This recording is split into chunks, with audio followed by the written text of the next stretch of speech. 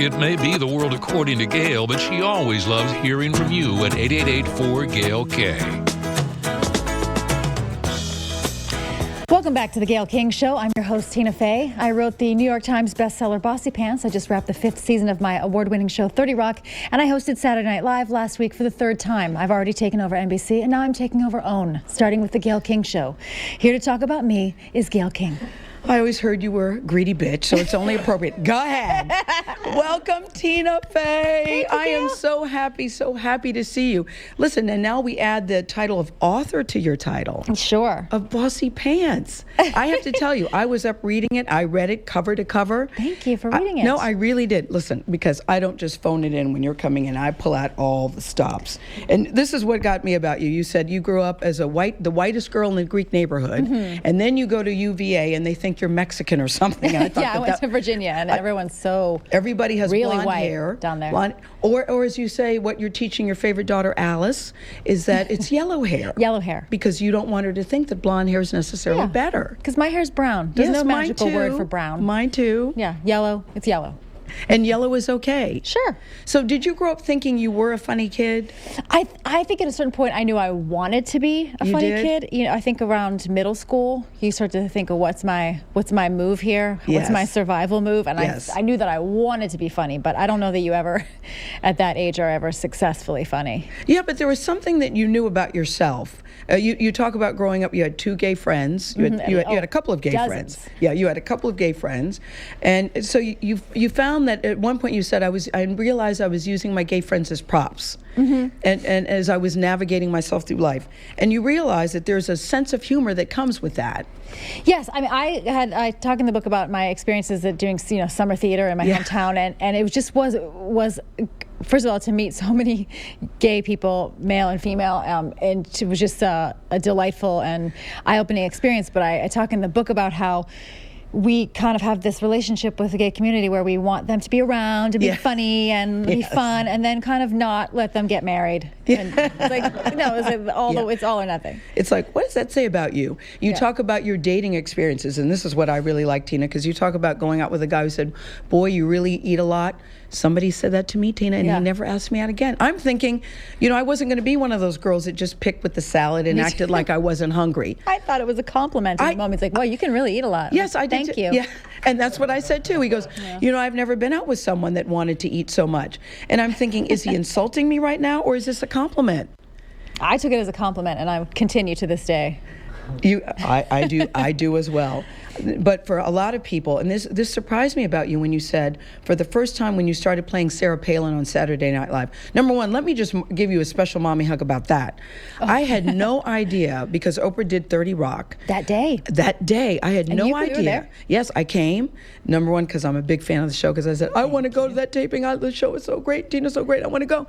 But I had no idea on that day that we were there, that was the first time you're doing Sarah Palin that night. Yes. The first time that Oprah was there. And it was Alice's birthday the next day. And I stole Oprah's edible arrangement from her dressing room and served it at the birthday party. To the party. Yes. No, but Tina, I'm not kidding. I'm thinking you must have had I'm now going to be stealing this word, not crediting you, a blorfed moment. Yes. That's Tina Fey's word, blorfed. Say it for me, blorfed. Please. Yes.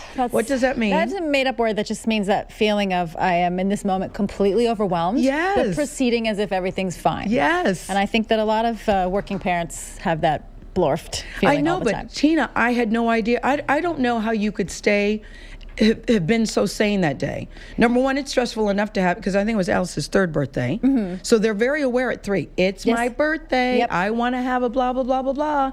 And then to have Oprah on the show. And then to do Sarah Palin. It was good in a way. For the first time. Yeah, it was good in a way that I couldn't get too nervous about any of the 3 things, because it was just moment to moment. And I do think that Saturday Night Live is great crisis management training, because there's always this crazy clock running down, and you just kind of have to be still in the eye of the storm and go, okay, so what are we...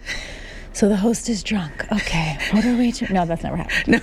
No, but that's the thing I love about live TV, though. All kidding aside, don't you like? I like the feeling of live, Tina, that anything can happen. Yep. And it's like working without a net, and no matter what happens, happens. Yes, and it's You feel that sometimes too? more exciting when things go wrong a little bit on live TV. No, I'm not gonna. But I so agree. Yeah. And whenever you're taping something, they'll say, "Oh, could you do that over again?" When if you're live, whatever happens, happens. I love that feeling. Yep. So here's Sarah Palin. You do it that first night, and it's knockout. Thank you. It totally takes off, as you know. Did you think you looked like her when you first saw Sarah Palin? Did you think it? My husband thought so when we first saw her. I sort of thought That it would was be just in Jeff Richmond. Jeff Richmond. Who's written the music to 30 Rock, which Yes. is killer. Dun, dun, dun. It ends right on time. Go ahead. 17 seconds of pure delight. It is. He thought Jeff I saw sort it of, first? He saw her on the news first, and he said, "Yeah." And I sort of thought it was just a very vague, brown hair, glasses kind of thing. And have you seen pictures of Julianne Yes, Moore? we talked about that. She really looks like it, too. jaw. She has the strong jawline and much more similar nose. I think she looks fantastic. I don't know, getup. Tina. I didn't think anybody could. I have to see when she speaks. I don't think anybody can do what you did. Well, thank you. But that first night, so Jeff saw it first. Yes, and he said, "Yeah, I think that you I think might you have to kinda do this." do. Yeah. And then it dragged on. We're talking about the book. It dragged on to the last possible second as to whether I was actually going to do it. Because you had even said to Lauren Tellum, "I'm not going to do it. I'm not going to do it." And then Thursday or something. Right, because Saturday Night Live, everything goes to the last minute. I called on Wednesday and said, if it comes up, I don't think I should do it. And they never called me back. And then Thursday evening, Lauren called, I think, and said, "Why don't you just come? Seth wrote a piece and just try it. Just try it." It's like, like a tricky frat boy luring you into the frat house. Like, just come over. It's going to be fine. Well, there's difference between the frat boys and the Harvard boys, as you talk about when it comes to writing, comes to writing comedy. So he goes, "Just try it." Of course, it's knockout. Everybody loves it. And then even your mom said, and then you continued with it. Which Yes. It got to the point where I said, "God, I hope Tina's on again this Saturday. I hope Tina's on again." that's nice. I wasn't the only one. So then it got to the point that even your mom said, "Okay, Tina." What did she say to you? Well, my parents are Republicans. Yes, and I very heard. reasonable Republicans, and they really enjoyed it the first few weeks. And I think it was, the whole thing happened over 8 weeks, and Yes. it felt so compressed and sped up the whole experience. And I think it was around week 6 or so where I did the sketch with Will Ferrell, played George Bush. We did a primetime special, Yes. and Daryl Hammond played John McCain. I remember that. And it was all about them trying to avoid George Bush's endorsement. It was a Yes. pretty funny sketch. I remember, And, yes. And that was one that my mom was like, "All right, this is just enough already. It's getting to be too much." You've gone too far. They didn't like it anymore after that. And what did you say, okay, maybe, did you ever think it went too far? Did you ever think that? Comedically, no. I didn't think it ever was inappropriate or anything. No. But there are definitely people who do not like me because of it, and that will, No, and that's what you continue said, that you really forever. you really got some really nasty mail from Yeah. people. But I thought you made a really good point. And may I mention the title, Bossy Pants? You made a really good point when you said nobody ever criticized Dan Aykroyd, nobody criticized Dana Carvey, Chevy Chase when they were doing those unflattering, and then all of a sudden you do it, and it's like, Yeah, I really do think there was something, because it was women, that there was an assumption that it was mean-spirited. And Yes. it wasn't. And I thought, no, it was just funny. So now we fast forward to 30 Rock, which I have to say, I think it's so smart and so well done. And I really didn't pay attention to the numbers of 30 Rock, to be honest with you. Clearly you guys did, and clearly the numbers were not so good. But you guys were working so hard. Yes, we have always been referred to as ratings challenged. I think we should just officially add that into the title those first couple seasons, and just so that people could just hit like Apple F and it would print ratings challenged. Yeah. But you talk about how hard you worked and how they would come to your house. The writers would come to your house. We would stay up. We would work. That first season, the writers would write all day while I was shooting all day, because we film the show, and so it takes 12, 13 hours a day, and then we would meet up at my apartment in the evening and go over stuff. And sometimes we would be there till 1, 2 in the morning, and then the whole day starts over again at 6 in the morning. And at the time, Alice was only about a year old, and so I would still be writing and get up in the night to, she would get up to breastfeed, to change a diaper. Oh, not breastfeed by then, Gayle. No, not by then. Well, what was so sweet about that? You said at that time I was surrounded by all the things I loved and people I loved so much. Let's take a look at 30 Rock. Here's your article. Why does TGS hate women? What? How can they say that? We love women. With Tracy gone, our last episode was all Jenna. This is Amelia Earhart. I'm almost across the Pacific. Oh no, my period! I'll now take questions. Oh no, my period. Let's nuke England! But that is an ironic reappropriation. I don't know anymore. And this started as a show for women starring women. At the very least, we should be elevating the way women are perceived in society. Oh, my period. You're all fired. You know why I think that's so funny? Because nobody told me about my period. And when it happened, honest to God, I thought I was dying. Yes. Because you write about it in your book. Nobody told me. Yeah. My mother was away, and I go to my grandmother. I said, you know, something's wrong. She goes, well, wait till your mother gets home. Wait till my mother gets home. What is this brown stuff? Because they don't if my tell arm you. was bleeding, you would take me to a doctor. Yes, they don't tell you, Yeah. and you talk about that too in I your book. thought from commercials that it was supposed to be blue. Yes. Yes. And then we get older and we get wiser, and it's Yeah. clearly not so blue. Not so blue. Now, I had a crack-up moment in your book. You talk about baby Alice being born, which Yes. I love so much, and you said, just for the record, an epidural, vaginal delivery, and no poop on the table. Yes. Why I thought that was funny, because I had vaginal delivery and poop on the table. And let me did. tell you, it is so hard to be in pain and humiliated at the same time. Where you say to the doctor, what happened? Think what happened? Because I smell something kind of funny. He's like, oh, don't worry about it. Don't worry about it.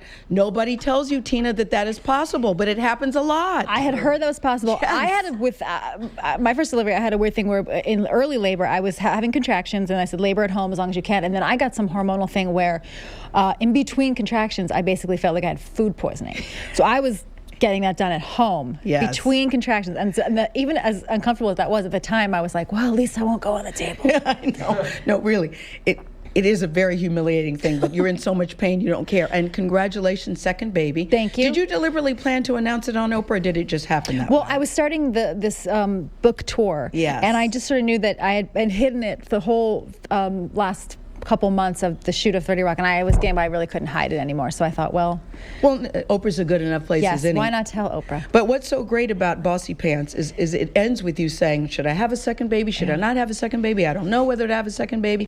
In the end, everything will be fine. Do you know if the baby's... You know I'm hoping for a boy because you already have favorite daughter, Alice. That's yes. That's what... Do you know? I know, yes. Would you But care to share? I think I should. I don't think I have family. Go ahead, Tina. I don't have Does it family start with a permission G or to a B? share. I don't have But we know that there's a baby and the baby's Yes. coming. It's either going to be a boy or a girl. Yes. How about this? Do you have a preference?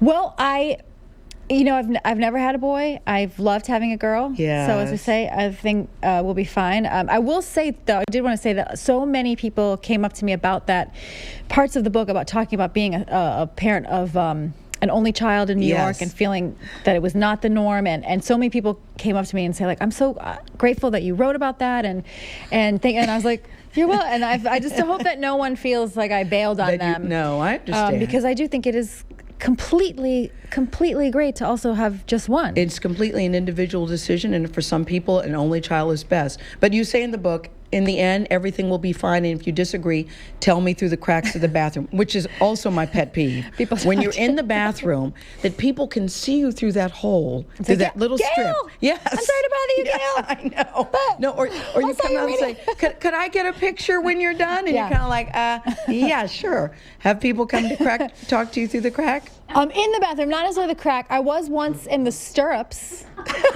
and a lady was asking me about, improv and stuff while I was in the stirrups. A lady, it was the doctor. It wasn't it. The person who came in the room. Did you have any advice, Miss Bossy Pants? I always find it's great to have a conversation in the stirrups. Stirrups, because you're always at your best. Yes. Thank you, Tina Fey. Thank you, Gayle. Continued success, Thank whether it's a boy or a girl. And may I say, Gayle is a unisex name. Do with it what That's you true. will. Gayle Richmond. I like it. Go get Bossy Pants. Thank you, Tina Fey. Thanks, Gayle. Thank you. Gayle Richmond. Gayle Richmond. Gayle Zenobia If it's a boy, Richmond. it'll be, yeah, Galen. that's